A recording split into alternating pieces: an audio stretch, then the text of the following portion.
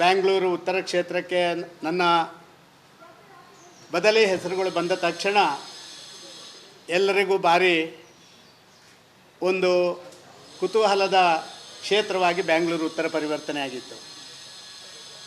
ವಿಶೇಷವಾಗಿ ಚುನಾವಣಾ ರಾಜಕಾರಣದಿಂದ ನಾನು ದೂರ ಸರಿಯುತ್ತೇನೆ ಅಂತ ಹೇಳಿದ ಮೇಲೆ ಆ ಚುನಾವಣಾ ಕಣಕ್ಕೆ ಮತ್ತೆ ನೀವು ಧುಮುಕಲೇಬೇಕು ಅಂತ ಹೇಳುವಂಥ ಮಾತುಗಳನ್ನು ನನ್ನ ಪಕ್ಷದ ಪ್ರಮುಖರು, ವಿಶೇಷವಾಗಿ ಮಾಜಿ ಮುಖ್ಯಮಂತ್ರಿಗಳು, ಉಪಮುಖ್ಯಮಂತ್ರಿಗಳು, ಮಂತ್ರಿಗಳು ಎಲ್ಲ ಬಂದು ಹೇಳಿದ ಮೇಲೆ ಮತ್ತೆ ಟಿಕೆಟು ಬೇರೆಯವರಿಗೆ ಘೋಷಣೆ ಆಗಿರುವಂಥದ್ದು, ಸದಾನಂದರು ಏನು ಮಾಡ್ತಾರೆ ಅಂತ ಹೇಳುವಂಥದ್ದು ಎಲ್ಲರಿಗೂ ಕೂಡ ಒಂದು ಕುತೂಹಲದ ಹೆಜ್ಜೆ ಆಗಿತ್ತು. ಆಗಲೇ ಪ್ರಾರಂಭ ಆಗಿತ್ತು ಮಾಧ್ಯಮಗಳಲ್ಲಿ.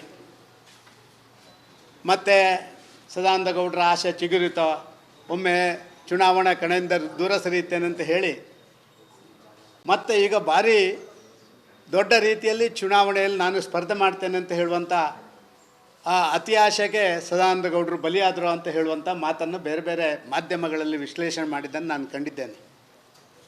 ಇದರ ನಂತರ ಎಲ್ಲ ಮಾಧ್ಯಮದವರು ನನ್ನನ್ನು ಪ್ರಶ್ನೆ ಮಾಡಲಿಕ್ಕೆ ಶುರು ಮಾಡಿದರು.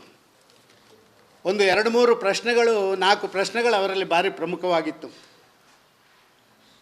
ಒಂದು, ಟಿಕೆಟ್ ತಪ್ಪಿದ್ದಕ್ಕೆ ಸದಾನಂದ ಗೌಡರಿಗೆ ನೋವಾಗಿದೆಯೇ, ದುಃಖ ಆಗಿದೆಯೇ, ಬೇಸರ ಆಗಿದೆಯೇ?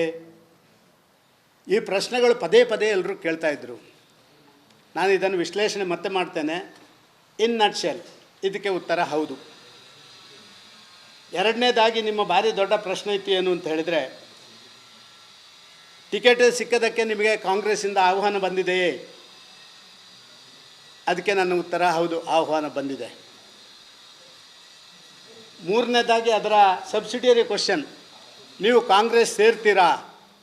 ಅದಕ್ಕೆ ನನ್ನ ಉತ್ತರ ಇಲ್ಲ. ಇನ್ನೊಂದು 3ನೇ ಪ್ರಶ್ನೆ ನಿಮ್ಮಲ್ಲಿ ಬಂದಿರುವಂಥದ್ದು, ನಿಮ್ಮ ಮುಂದಿನ ನಡೆ ಏನು, ರಾಜಕೀಯ ನಡೆ ಏನು? ಇದರ ಬಗ್ಗೆ ನನ್ನ ಉತ್ತರ, ಕರ್ನಾಟಕದ BJP ಶುದ್ಧೀಕರಣದ ಕಡೆಗೆ ನನ್ನ ಮುಂದುವರಿದ ನಡಿಗೆ. ಟಿಕೆಟ್ ಸಿಕ್ಕದಕ್ಕೆ ನಿಮಗೆ ಕಾಂಗ್ರೆಸ್ಸಿಂದ ಆಹ್ವಾನ ಬಂದಿದೆಯೇ? ಅದಕ್ಕೆ ನನ್ನ ಉತ್ತರ ಹೌದು, ಆಹ್ವಾನ ಬಂದಿದೆ. ಮೂರನೇದಾಗಿ ಅದರ ಸಬ್ಸಿಡಿಯರಿ ಕ್ವಶನ್, ನೀವು ಕಾಂಗ್ರೆಸ್ ಸೇರ್ತೀರಾ? ಅದಕ್ಕೆ ನನ್ನ ಉತ್ತರ ಇಲ್ಲ. ಇನ್ನೊಂದು 3ನೇ ಪ್ರಶ್ನೆ ನಿಮ್ಮಲ್ಲಿ ಬಂದಿರುವಂಥದ್ದು, ನಿಮ್ಮ ಮುಂದಿನ ನಡೆ ಏನು, ರಾಜಕೀಯ ನಡೆ ಏನು? ಇದರ ಬಗ್ಗೆ ನನ್ನ ಉತ್ತರ, ಕರ್ನಾಟಕದ BJP ಶುದ್ಧೀಕರಣದ ಕಡೆಗೆ ನನ್ನ ಮುಂದುವರಿದ ನಡಿಗೆ.